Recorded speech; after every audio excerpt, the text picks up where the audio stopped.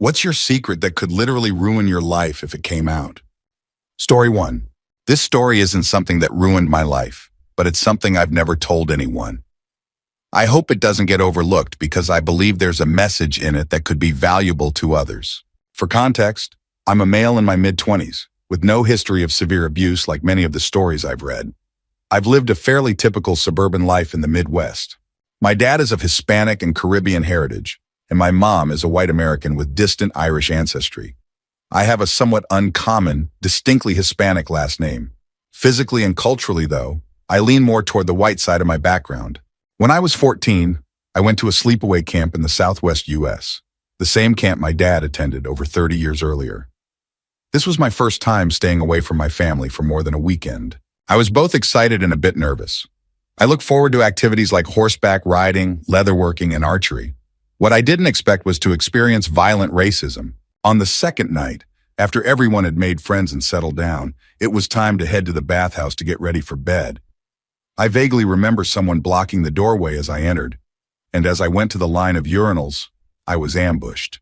4 or 5 older campers, maybe around 16 or 17, threw me against the wall and then onto the ground. I couldn't stop myself from peeing, which only added to my humiliation.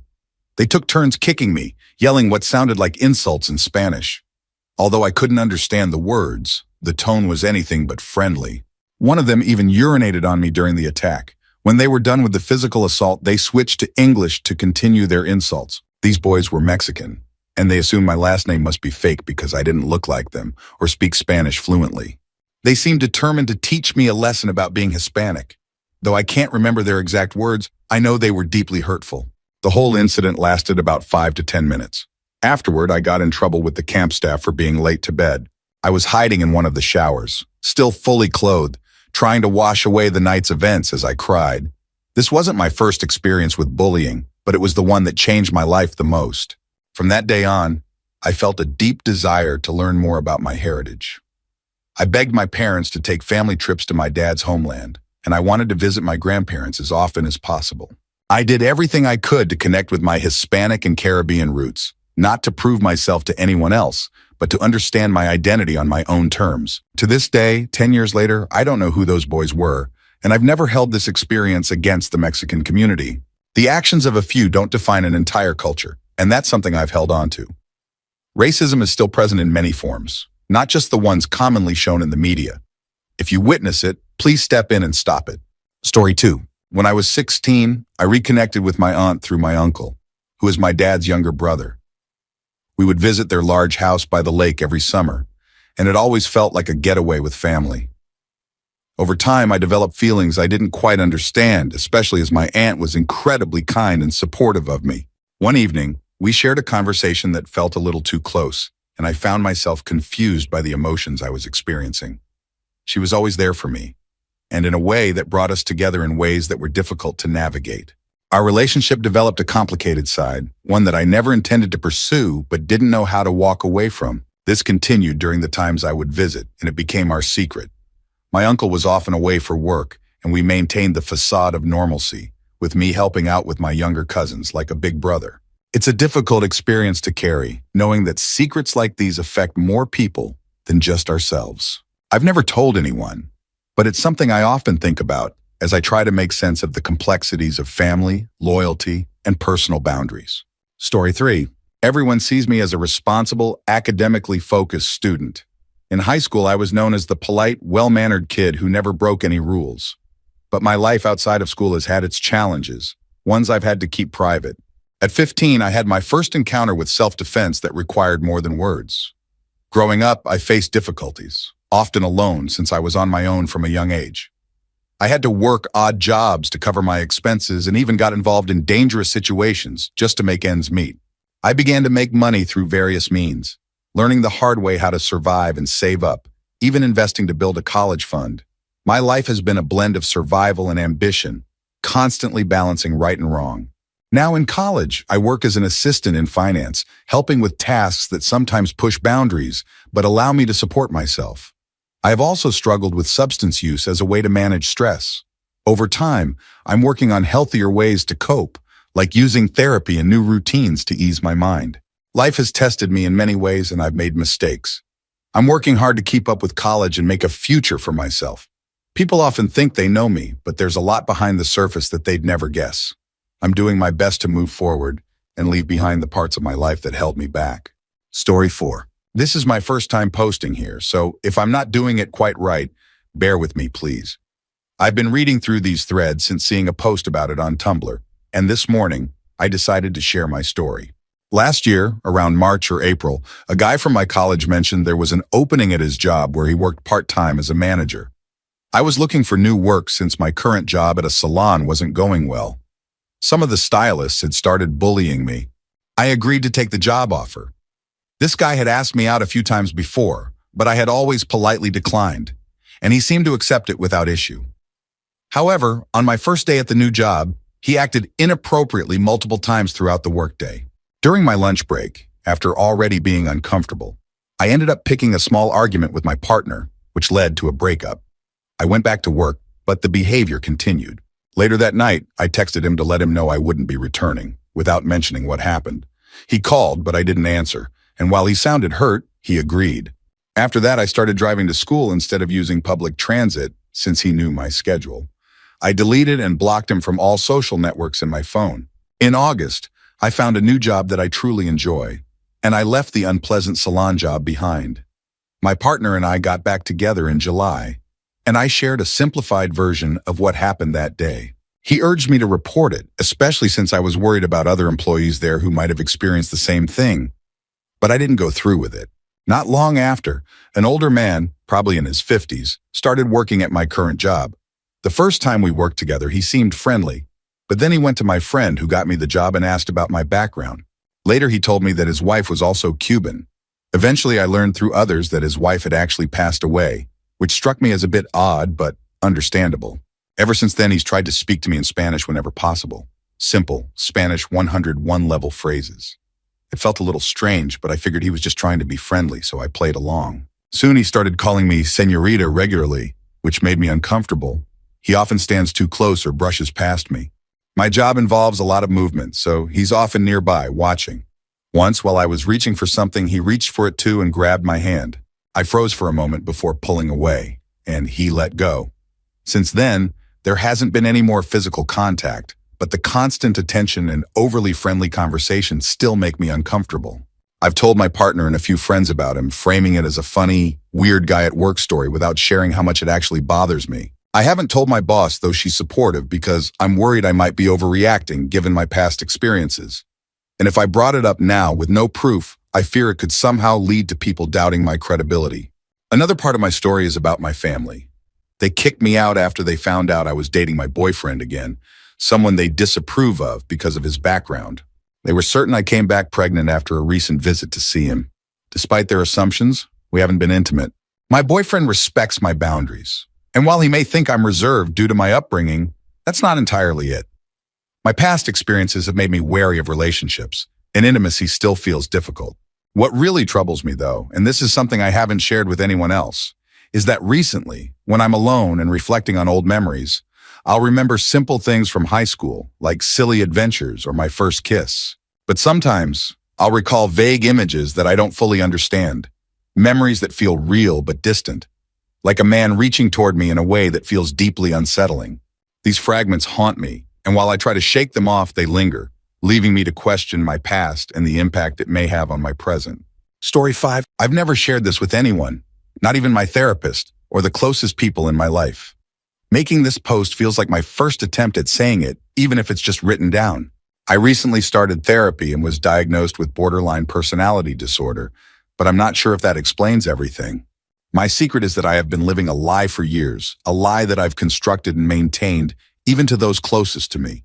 It began in high school when I was dating someone, and as our relationship grew strained, I started telling him that I was using drugs, though I wasn't. I told him I was using substances like heroin and meth, despite having never touched them. My story became so detailed that I even convinced others I was constantly drinking. To support this lie, I told friends and family that I was going to rehab. During a summer break, I locked myself in my room, using fake online accounts to talk to friends as if I were in treatment. I would log into my real accounts for short periods, pretending that I had limited internet access. My dad agreed not to take any calls from me, making it easier to keep up the act. When I returned from this fake rehab, I cut ties with my boyfriend, claiming he was an enabler.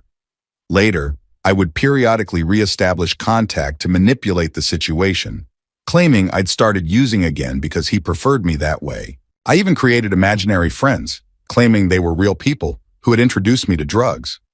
I would go to school pretending to be high or drunk, and my dad transferred me to a charter school when my grades started dropping. At one point, someone from the new school doubted my story. To convince him, I used makeup to draw track marks on my arms, covering them with a jacket until I revealed them to him in a moment of feigned vulnerability. After that, he believed me completely, even advising me on how to hide things from doctors. I even went to parks and pretended to black out to further my lie. Now, years later, I tell people I've been clean for about 5 years. I talk about the struggles of cold turkey rehab and the hard journey of recovery. I even created tragic endings for 2 of the 3 imaginary friends from my past, claiming one overdosed and another passed away from illness. I still have friends who supported me through my addiction and recovery. They even mourned with me over the loss of these imaginary friends. If I were to reveal the truth now, I fear they'd feel completely betrayed and would cut me out of their lives. There's a part of me that dreams of starting over somewhere else, where I can tell my real story. But I'm deeply in love with someone who has supported me through all of my struggles, and it's hard to let go. I'm also grappling with depression because I feel an overwhelming fear that if anyone ever discovered the truth, I wouldn't be able to handle it. It's a constant internal battle, one that I don't know how to escape. Story 6. My boyfriend's grandfather made an unwanted advance toward me, and it's something that's affected our relationship with his family. My boyfriend has been living with his grandparents to save up before we move in together, and over the 2 years we've been together, I became very close to them. They felt like a second set of grandparents to me. One day, while my boyfriend was at work and his grandmother was at a dentist appointment, I was woken by a knock on the bedroom door. His grandfather came in and, to my surprise, got under the covers and placed a hand on my thigh. He made an inappropriate comment about having a little fun. Stunned and uncomfortable, I told him no very firmly. He quickly got up, told me to go back to sleep, and warned me not to tell anyone. When my boyfriend came home, I told him immediately. He confronted his grandfather, who only responded with a nonchalant, "Okay." We decided not to tell his grandmother or anyone else in the family, but I haven't visited their home since, and during family gatherings I avoid being near him. I'm 24 now, and this happened when I was 23. It's been difficult to reconcile my feelings, especially knowing that he was once a respected city policeman who won awards for his service. It's painful to know that he would act this way toward his grandson's girlfriend, betraying the trust we all placed in him. Story 7. I don't expect anyone to read this, but I need to get it out. I've never told anyone any of this before, and I probably never will again. It may not seem as intense as other stories, but it's enough to make me feel like I'm constantly fighting my own mind. I can't shake the feeling that everything that's happened is something I brought upon myself, and it's hard to live with that. My first experience with anything related to intimacy was when I was very young. My friend next door was a bit older, and I looked up to her so much. She was the coolest person in my world. We spent years hanging out, until one day my mom found out things weren't as innocent as they seemed. I don't remember much, and it feels like a faded memory, but I know it's real. Whenever we were alone, she would sometimes act out in ways that hurt, but I didn't know how to say no. She was my only friend, and I didn't want to lose her. Looking back, I realized she was just repeating the things that had likely happened to her. It took me years to see how much that affected me and still plays a role in who I am today. Years later, when I was a teenager, I opened up to someone romantically. I was 15, and he was a bit older. I really liked him and thought he cared for me, but he was just playing a game with me. Eventually, he pressured me into things I wasn't ready for, but I didn't feel like I could say no.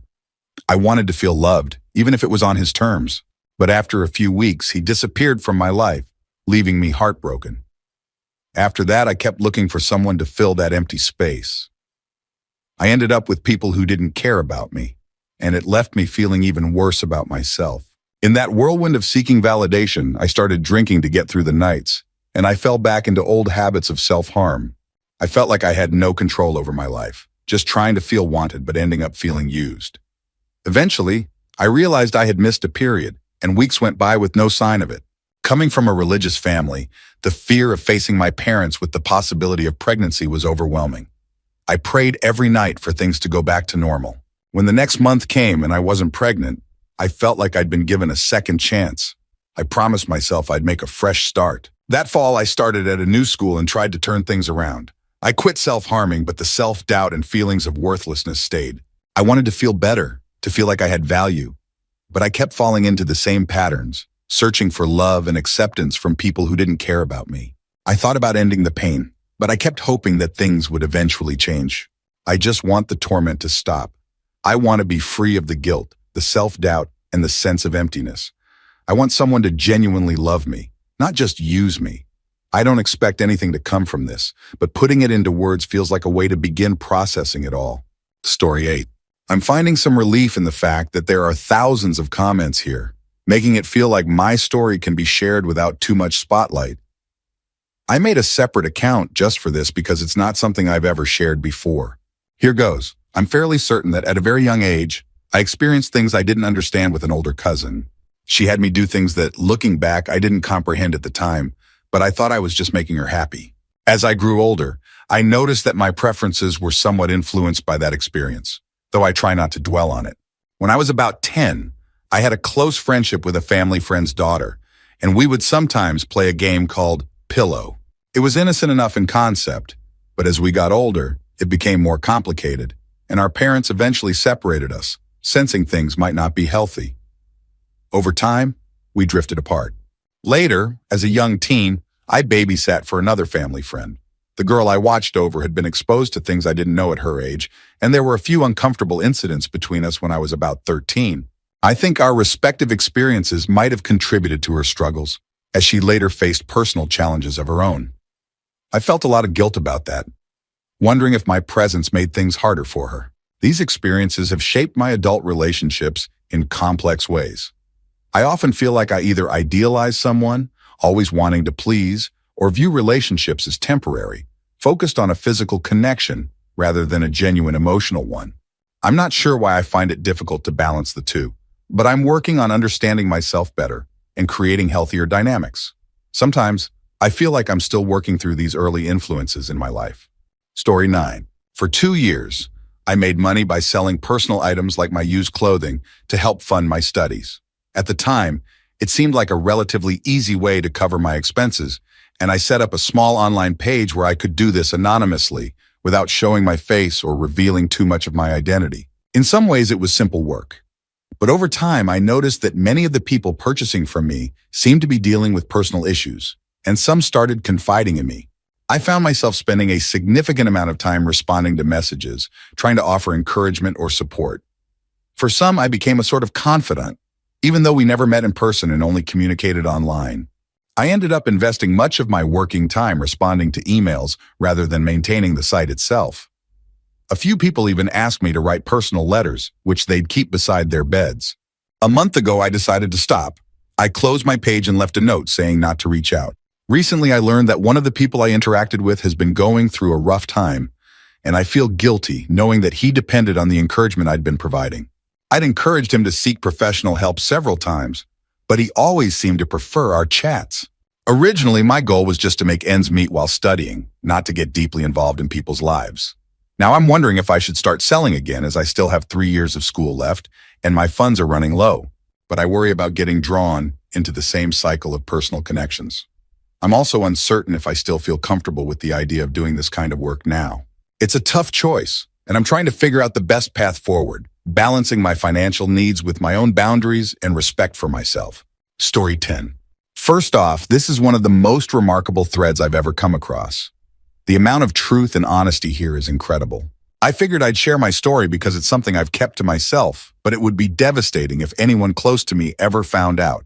When I was 17, I worked at an ice cream shop with a guy named Charlie. He was in his early 20s, one of the nicest people I'd met, and I looked up to him a lot. Charlie was dating Lisa, who was 21. She was funny, charming, and attractive. The three of us became close friends, and to stay connected, I even joined an online game that she and Charlie played. Over time, Lisa and I started talking more, messaging back and forth and filling out those long, personal questionnaires people share online. Things took an unexpected turn at a Halloween party at their place. Lisa had a few drinks, and while we were alone, she tried to kiss me. Even though I liked her, I was shocked and didn't want to cross that line, so I quickly excused myself. Later, I asked Charlie to take me home, with Lisa sitting close to me in the truck, and I did my best to ignore the mixed feelings I had. Afterward, Lisa and I continued talking online. I realized I wanted to be with her, and a few months later, we took our relationship to the next level. I told her I loved her, even though I wasn't sure I fully understood what that meant at the time. From that point, we maintained a secret relationship, seeing each other whenever we could. The next fall, I went off to college, and Lisa and I kept up our relationship still in secret. Eventually, she told me she'd broken up with Charlie, who had since moved to another state. I still didn't bring our relationship out into the open because I worried about how my family would react, especially since they knew how we'd met. Over time, though, college became overwhelming, and I felt like I couldn't keep up with everything. I started doubting myself and felt like I wasn't good enough for her. In my mind, I convinced myself that she'd be better off without me, so I stopped answering her calls and emails.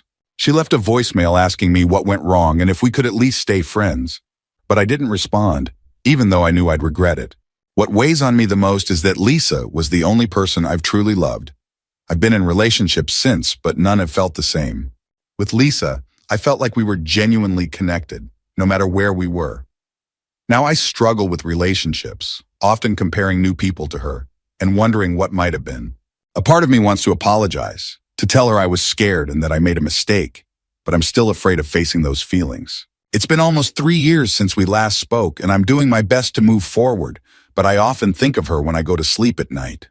If she ever reached out, I don't know if I'd have the courage to respond. So, for now, I'm just working on finding closure on my own. Thanks for letting me share this here. Story 11. I have a secret I've never shared before. I was a thief in high school. I learned skills like pickpocketing, lockpicking, and running small cons, mostly from online tutorials. Over time, I'd take things like phones, wallets, car keys, and other valuable items from people's lockers.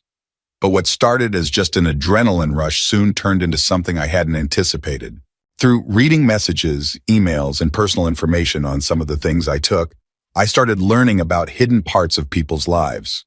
I stumbled across things that surprised and disturbed me. I learned about a senior who had been involved in a fatal drunk driving accident, a freshman who was dealing with an unexpected pregnancy, and even a group of students planning something horrible against a classmate. That last one was where I felt compelled to step in, so I sent an anonymous tip to the police, hoping to prevent a tragedy. Over the 3 years I continued this, I was able to intervene in a few situations.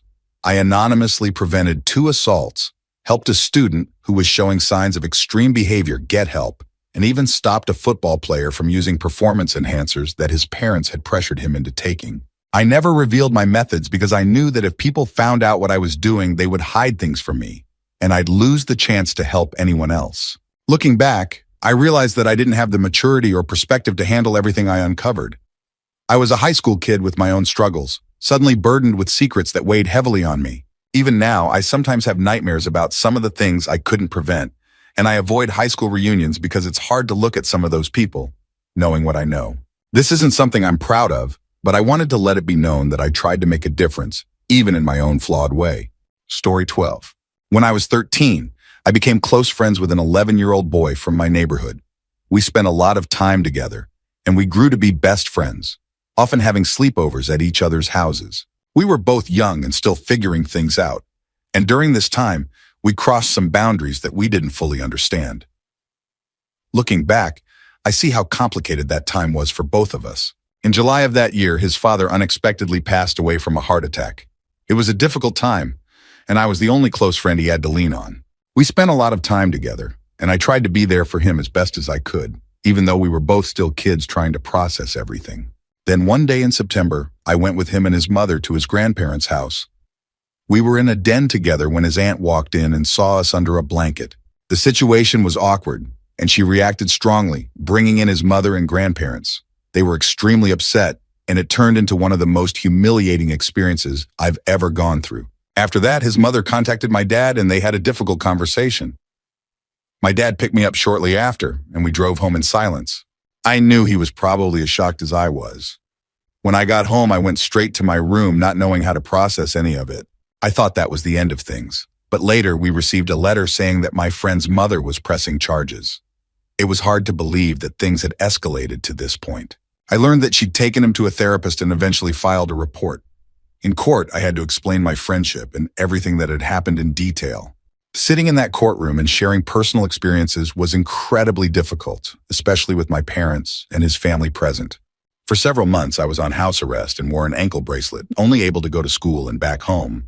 Eventually, the judge decided that I would stay in a juvenile detention center until the final hearing. I spent about 3 weeks there, feeling completely out of place and uncertain about the future. After the final court session, I was released and allowed to go back to school. Those months had taken a toll on me, and I felt isolated, as if I had disappeared without warning.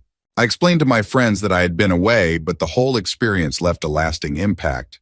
Looking back, I understand that his mother acted out of concern for her son, wanting to protect him as best as she could. It was a complicated time for all of us, and it took me years to process and move forward. Story 13. So I was on a trip to Florida with an old friend I'd known since I was 2 and his twin sister. Their parents were supposed to arrive the next day and take them to Tampa Bay while I stayed in Miami with some friends. We rented a hotel room with 2 split areas, leaving us each with a room, one for me and one for the twins. That evening, as we were getting ready to go to dinner, the guys were ready, but we had to wait a bit longer for the sister. While we waited, my friend and I started talking about our high schools. I was attending an all-boys prep school, and he was at a very religious co-ed Christian school. He mentioned how some guys at his school engaged in rather unusual activities, which I found odd. We brushed off the conversation when his sister was finally ready, and we headed out for dinner. Later that night, we returned to the hotel, exhausted, and went to bed around 11 p.m. in our respective rooms.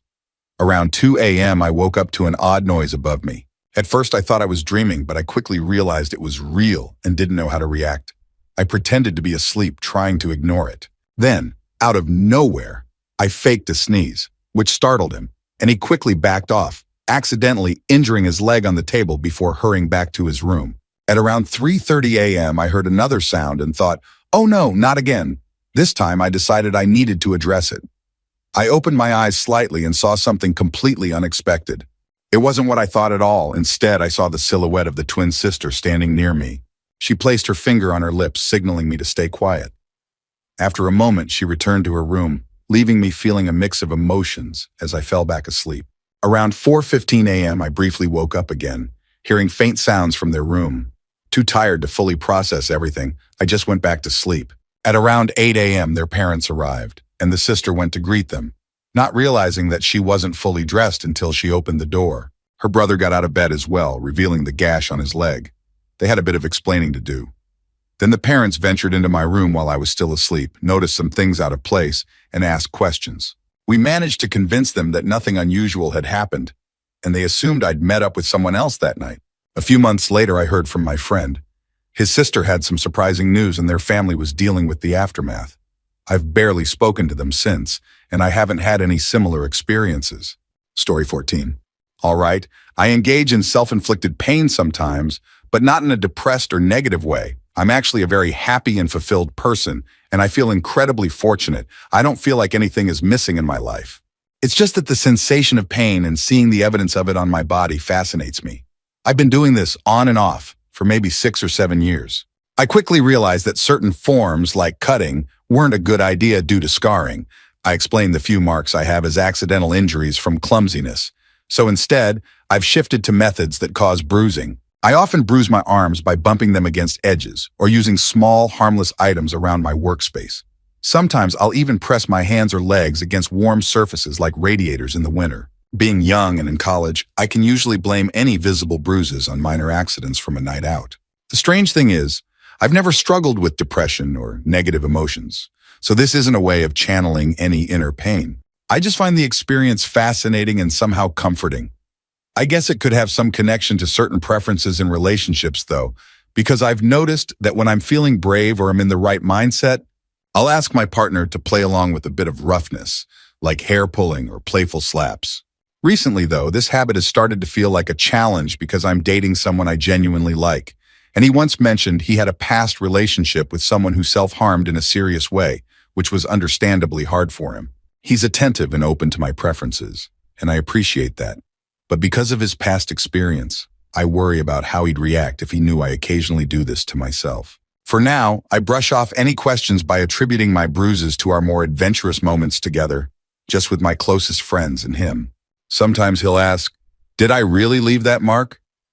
And I get the feeling I should either tell him the truth or stop entirely and be content with just the marks from our time together. Story 15. I don't have regrets, but I've had a deeply close relationship with my sister for years. We grew up in a home that lacked affection, where we were often treated as though we were a burden our mom could hardly wait to be free of.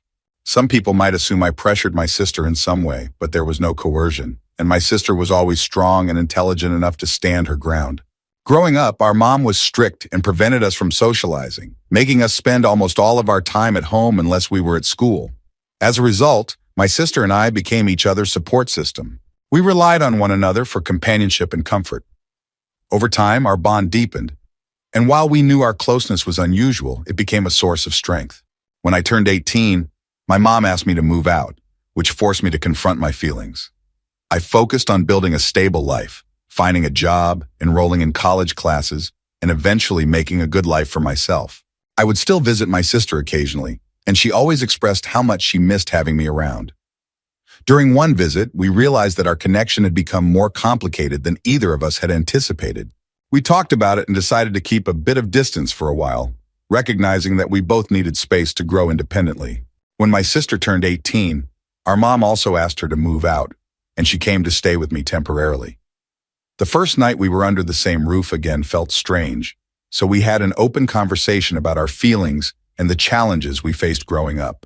This understanding brought us closer, and we continued to support each other as we navigated adulthood. For a while, it almost felt like we were in a relationship, spending time together, sharing many experiences, and even talking about life goals.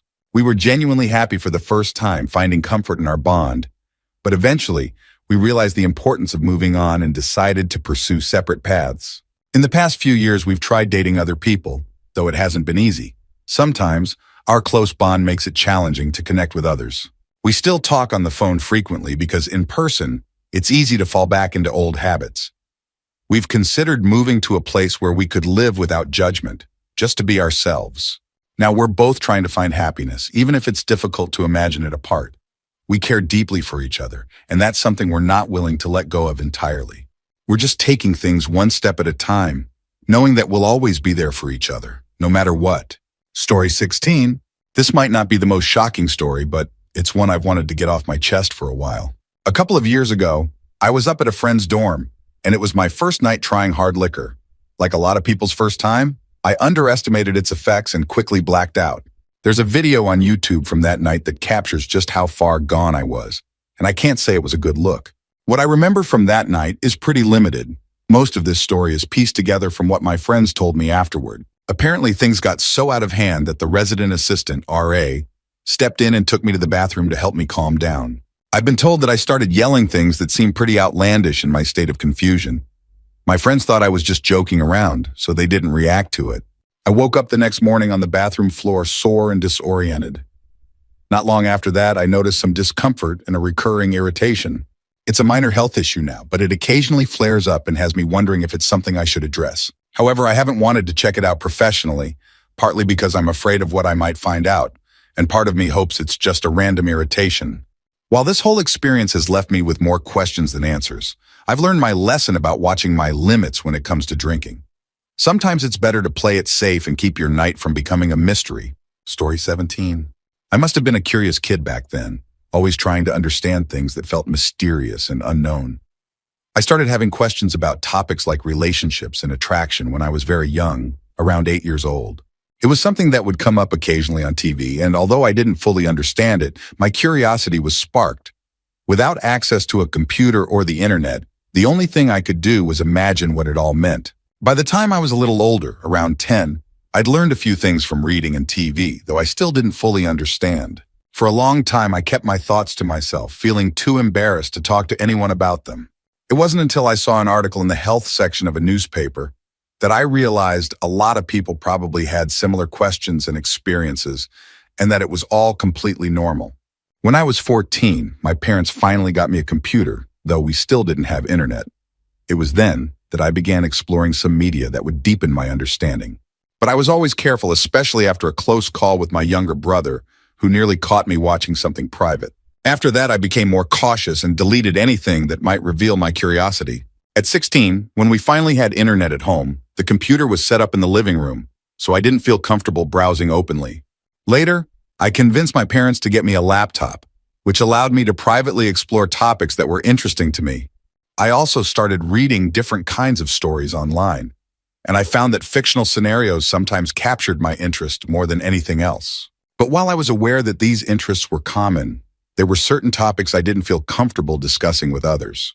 Now that I'm 18, I look back and realize that a lot of what I was curious about was completely normal for someone my age, even if I didn't realize it at the time. My friends and family see me as the good kid who is always focused on school, and they might be surprised to know the things that I wondered about. I was voted most likely to succeed in my class, and I take that seriously. I know now that it's okay to be curious and that everyone has private thoughts and questions that they might keep to themselves. We're all just human, after all. Story 18. When I was a kid, I had a best friend I'd known since birth. Our parents were also best friends, and we were born just 2 months apart. We did everything together, from playing games to spending nearly every day at each other's houses. We were practically inseparable for the first 6 years of our lives, and we even made up games where we would pretend to be different characters. One of our games involved playing a couple, which we just thought was harmless fun. As we got older, things changed. By the time I was in my early teens, my family was going through a tough time. My parents divorced, and it was a difficult period with a lot of emotional ups and downs. I found myself feeling isolated and looking for a sense of connection. My friend and I drifted apart a bit, but we still hung out occasionally. One day, while we were just hanging out, he pulled out his laptop and we ended up watching a video that sparked some confusing feelings for me. I realized that I felt closer to him than I did to most people, and I wondered if I might have deeper feelings for him. I didn't know what it meant, and it left me feeling confused. As we grew older, our lives took different paths. He became very popular in school and started hanging out with a new crowd, while I kept more to myself. I'd still think about him, though, wondering if my feelings were just a result of everything we went through together as kids. At times, I questioned whether this might mean I had feelings for him that went beyond friendship, but I was hesitant to say anything, even to my closest friends.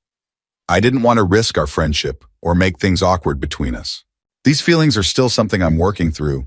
It's hard because I'm part of a group where talking about feelings isn't exactly encouraged. My friends and I play football, and I don't know how they would react if I shared this side of myself. So for now, I'm just trying to figure things out on my own and understand my feelings. It's a journey, but I'm learning to accept that confusion is part of growing up. Story 19. I'm not sure this story would ruin anyone's life, but it might definitely change how my friends and family see me.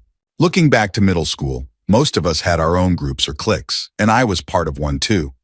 But while everyone around me was just starting to discover their interests and boundaries, I was learning something different about myself. I had a strong impulse to take things that didn't belong to me. It all started small, at a local deli. I would find ways to discreetly take small items like a bag of chips or a candy bar. At first, it was just about testing boundaries, but over time I began to turn it into a little side business, selling treats at school. My friends didn't think much of it. They just saw me as the kid who always had extra snacks. Eventually, I started taking larger items and even selling popular products at school, and I found a thrill in being able to go unnoticed. As I got older, I decided to test my skills at larger stores like department stores, and even came up with strategies to make sure I wouldn't get caught. My friends thought I was clever, but they never really knew the full extent of what I was up to. Around this time, I also became close with a friend who would help me with my adventures. We didn't get into trouble, but I did start to realize that I was more interested in the excitement than anything else. I even made up disguises to keep things interesting, thinking of it as a challenge to see how much I could blend in. Eventually, I realized that while the money was nice, it wasn't worth the risk. I made the decision to stop entirely, though I still look back on those days as a reminder of how easy it is to slip into risky habits. I don't condone stealing, and I definitely don't recommend going down that path.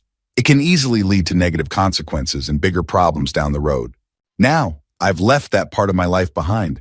I understand the importance of honesty and respect for others' property, and I'm grateful for the lessons I learned. It's a part of my past, and while I don't regret the journey, I'm glad to have moved on. Story 20. I dated a girl for about 11 months as I was entering my freshman year of high school. We were really close, and things were going well.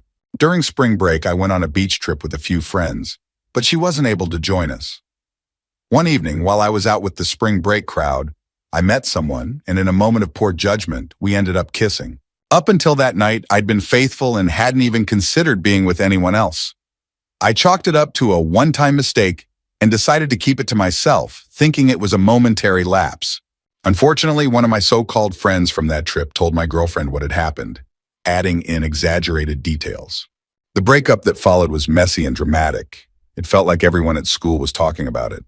I could tell I had hurt her deeply, and I wished I had handled things differently, but for some reason, I could never bring myself to talk it through with her. Several months later in August, I received an emotional phone call from a mutual friend. Through her sobs, I realized that my ex was in an ambulance on the way to the hospital. I rushed there, but by the time I arrived, she was in critical condition. Within minutes, a nurse came out to tell me the devastating news that she hadn't made it. It was a shocking, overwhelming moment, and I ended up being the one to call our classmates to let them know. Since that day, I've struggled with a lingering sense of guilt, wondering if I caused her any unnecessary pain before she passed.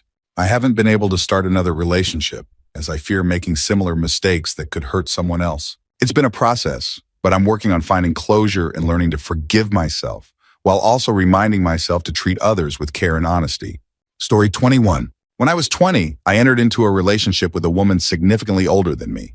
She was 24 years my senior and had 2 grown children close to my age. It was a challenging and somewhat dysfunctional situation, and after a while, we eventually parted ways. Now I'm living a much more balanced life. Her daughter was about 4 years younger than me, and we had a complicated relationship. She was going through a rough patch, and while we often clashed, I couldn't help but feel a certain attraction. She would live with us off and on, usually coming back whenever she needed some stability. Years later, she got her life together, went to college, and even started dating her professor. I'd sometimes help her with tech issues, and during one of these instances, I stumbled across some personal photos and videos she'd saved. While I found myself drawn to them at the time, I eventually put them aside and moved on. Looking back, I realized how complex that time was, navigating relationships and boundaries in a challenging environment. It's been a journey, but today, I'm grateful for the lessons learned and the growth that came out of those experiences. Story 22. I'm tired all the time. I hear voices constantly. I feel a deep exhaustion, always, as if there's a weight I can't shake. I want to be a person who claims his place in the world, who becomes independent and builds a life of his own. I want a place where I can pursue real goals and find success. I want friends, people I can relax with, laugh with, people who make life feel light and normal. I want to learn, to study, and to move forward without the constant worry of depression or reality slipping away. At times, I think my desire for change is just a step toward becoming different. In my mind, I imagine an environment where I can freely express these intense thoughts, where my dark, vivid ideas could be shared without judgment. Part of me believes that reaching out to a therapist or psychiatrist could help me focus on my goals and stop feeling like everything is hopeless. However, living in a small suburb, mental health care feels impossible to access. It's expensive. $150 or more per week is hard to afford. I've wondered if a long-term facility could help, as sometimes I feel like I'm carrying a lot that I can't manage alone. Sometimes I don't seek help because it feels out of reach, like the system is set up to keep you on record without providing real support. I know therapy is costly, and I feel a constant pressure to act as if everything is fine, to present a persona that seems confident. But deep down, I'd like to talk to someone, to feel understood, and to work through these struggles with people who relate. In America, getting support means having the funds to pay for it and the ability to show a brave face. At times, I feel like I'm looking out across a vast expanse, unable to connect with anything on the other side. It's isolating. The closest I've felt to being understood was while watching the first season of Dexter. For the first time, I felt like I was seeing someone with struggles similar to my own, someone who was trying to navigate intense, conflicting feelings. I just wish there were more people who truly understood. Story 23. I suppose it's fair to say that I've had an interesting life. It wasn't just one event that made it unique, but rather a series of experiences that left a lasting impact on me. Growing up, I faced challenges that shaped who I am. There was a lot of tension at home, and I often felt torn between wanting to connect with my family and struggling with the ways we all seemed different from others. My dad was a complicated person. Sometimes he was the most supportive, funny, and smart person I knew, while other times his darker moods made things difficult. He had his own struggles, and unfortunately, those challenges affected all of us. As a kid, I became highly sensitive to my surroundings. I learned to adapt, sometimes feeling like I was two different people depending on whether times were good or bad at home. As I entered my teens, I often found myself dealing with a lot of pent-up feelings and questions. Like most teenagers, I had a need to understand the world around me, even if that meant exploring boundaries in ways that might seem unusual to others. Curiosity often got the better of me, and I sometimes found myself diving into things just to understand them better. I also spent a lot of time rescuing stray animals, nursing them back to health, and finding them good homes. I was known among friends as someone who was kind and willing to stand up for others. While life at home was unpredictable, I tried to create a safe space for others and valued the friendships I built. When I was about 17, my dad suffered a serious injury that drastically changed our lives. He ended up taking a lot of prescribed medication, and it wasn't long before he struggled with dependency. It was tough to see him in pain and to watch him deal with it in ways that only caused more tension. His injury marked the beginning of a tough time for my family as he faced the end of his career and began to lose his way. We all felt the impact as he wrestled with his own battles, and the household became a difficult place to be. In my late teens, I started going out more often.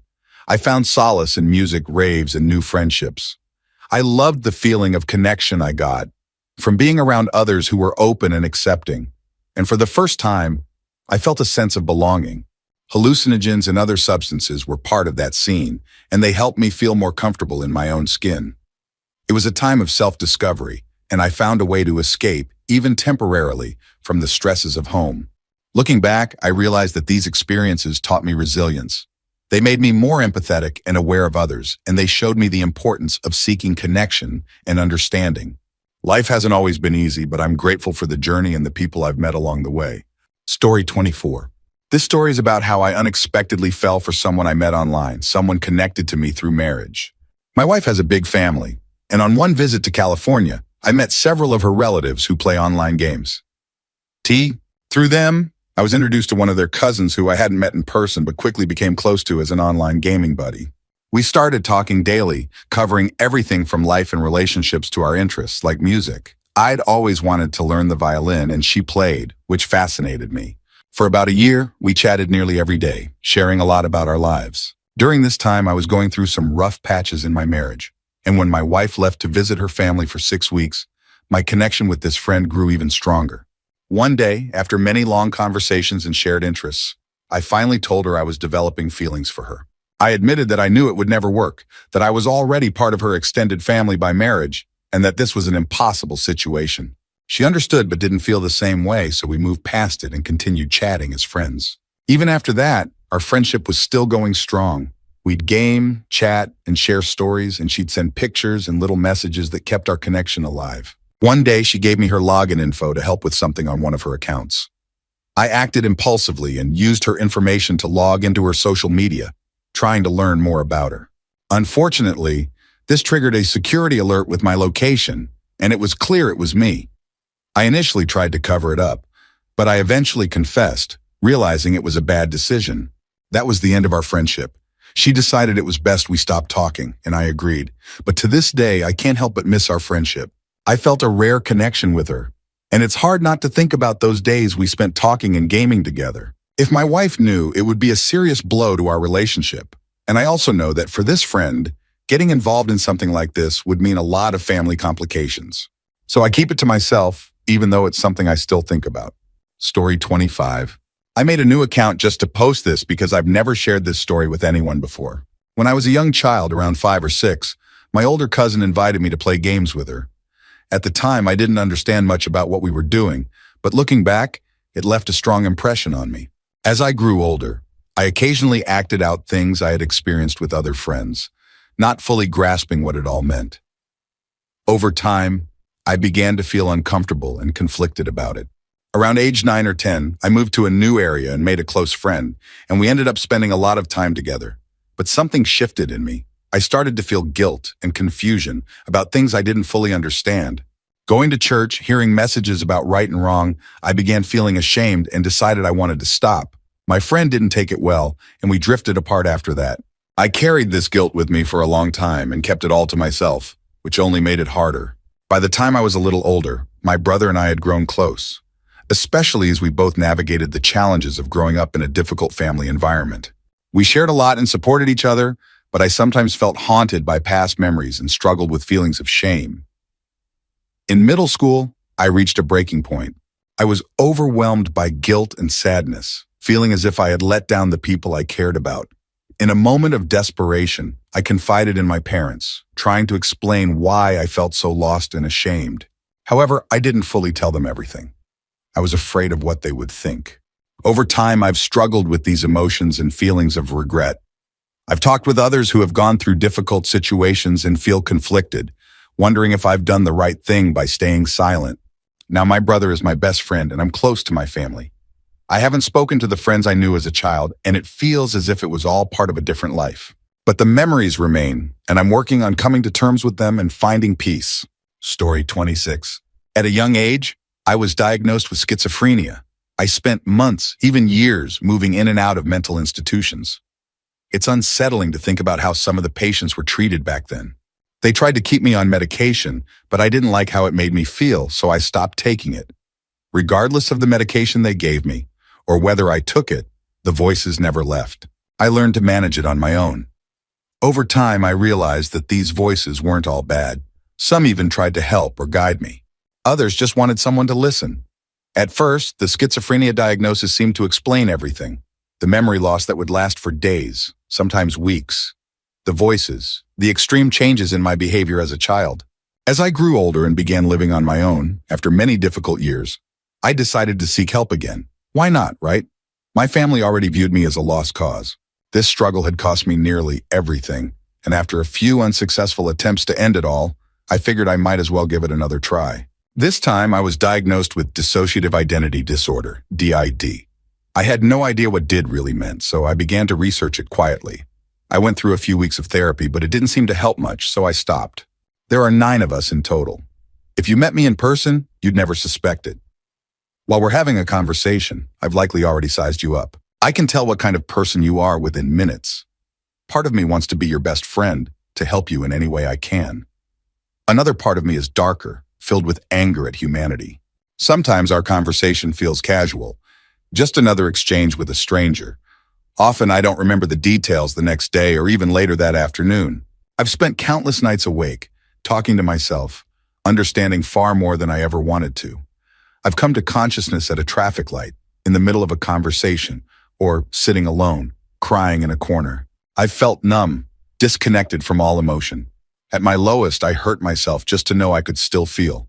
I've lain beside women I cared about, haunted by voices telling me to leave.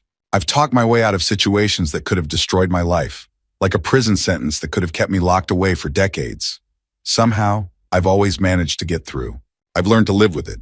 The transitions between my different selves feel normal to me now, and no one around me seems to notice. Over time, I've even managed to get the others to work with me as a team. We share our thoughts and memories. I've never told anyone about this disorder that's taken so much from me, but, in a strange way, has also given me a unique strength. I fear that if I ever did tell anyone, I'd end up in a psychiatric hospital again. My friends and family wouldn't understand, and it would make achieving my dreams nearly impossible. And so here I am, sharing this with strangers online, people who will never know my face or my name. To all of you, my anonymous friends, thank you for listening. Good night and good luck. Story 27. This will probably go unnoticed, especially since this is an old thread and it's nowhere near as severe as what others have gone through. But I still feel like sharing it. My older brother has left a lasting impression on almost everyone he meets. Whether it's his peers, teachers, or parents, almost every person who encounters him seems to revere him. Being the younger sibling, I'm always expected to live up to the standards he set. I try my best, but I can never seem to have that same charm he effortlessly displays. The thing is, I've never seen that charm when we're alone. Throughout my childhood, my brother would physically abuse me and my sister. Unfortunately, he was stronger than both of us combined, so we were at his mercy. We'd run to our parents for help, only to be met with laughter. They'd say things like, "Well, why would you provoke him?"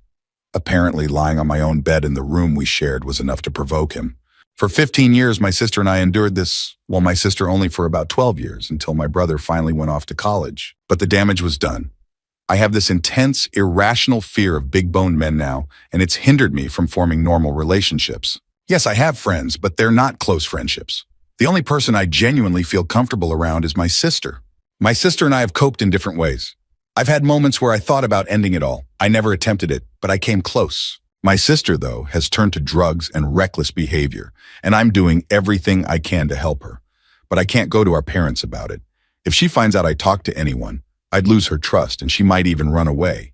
She's only 14. I worry that if I don't step in soon, something terrible might happen to her. We've already tried talking to our parents about our brother's behavior, but they refuse to believe that they could have made a mistake as parents. They criticize me for being awkward in conversations, and they judge my sister for wearing revealing clothes and staying out past 9 on weekends. And that's part of my sister's struggle. She can't distinguish between our parents' petty rules and actions that could genuinely ruin her life. I also have issues with memories, not in terms of remembering facts or things like muscle memory, but actual memories from my childhood. I can only recall 3 or 4, and the rest are just things I've memorized from what my parents told me, in case I need to reference them in a situation. Since my brother left for college, I've started forming more memories. I don't know if it's related, but who knows? Meanwhile, I'm stuck listening to everyone praise my brother, wondering why I can't be more like him.